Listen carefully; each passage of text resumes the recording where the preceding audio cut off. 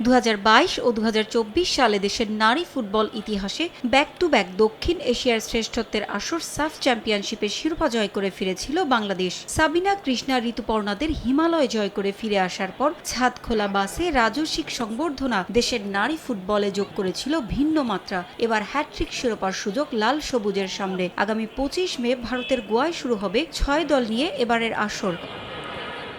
সাফ চ্যাম্পিয়নশিপের গত আসরেও ভারতের গ্রুপে পড়েছিল বাংলাদেশ। নেপালের দশরথ রঙ্গশালা স্টেডিয়ামে আফিদা তহুরাদের নৈপুণ্যে ৩-০ গোলে জিতেছিল লাল সবুজ। ফাইনালে দ্বিতীয় শিরোপার পথে মেয়েরা হারিয়েছিল নেপালকে 2-1 গোলে। এবারও শক্তিশালী ভারতের গ্রুপেই পড়েছে লাল সবুজ। ঢাকায় অনুষ্ঠিত ড্রয়ে গ্রুপের অন্য প্রতিপক্ষ মালদ্বীপ।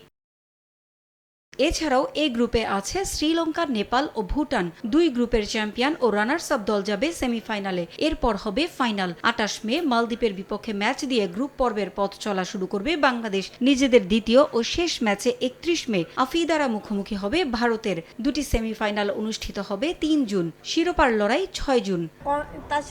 এই পর্যন্ত সাফ চ্যাম্পিয়নশিপ অনুষ্ঠিত হয়েছে মোট 7 বার। ভারত সর্বোচ্চ 5 বার এই শিরোপা ঘরে তুলেছে। 2022 সালে ভারতের যাত্রা থামিয়ে প্রথমবার চ্যাম্পিয়ন হয়েছিল বাংলাদেশ। এরপর 2024 সালে সাফের দ্বিতীয় শিরোপা জয় করে দেশে ফেরার পরই বেরিয়ে আসে নারী ফুটবলে অন্তর্কোন্দলের খবর। কোচ পিটার বাটলারের বিরুদ্ধে বিদ্রোহ ঘোষণা করে বসেন সাবিনা মাসুরা, সুমাইয়া সাবিনারা। নানা ধাপ পেরিয়ে সমস্যা সমাধানের একাধিক উদ্যোগ নেওয়া হলেও এখনও জাতীয় দলে অবাঞ্ছিত সাবিনা মাসুরারা।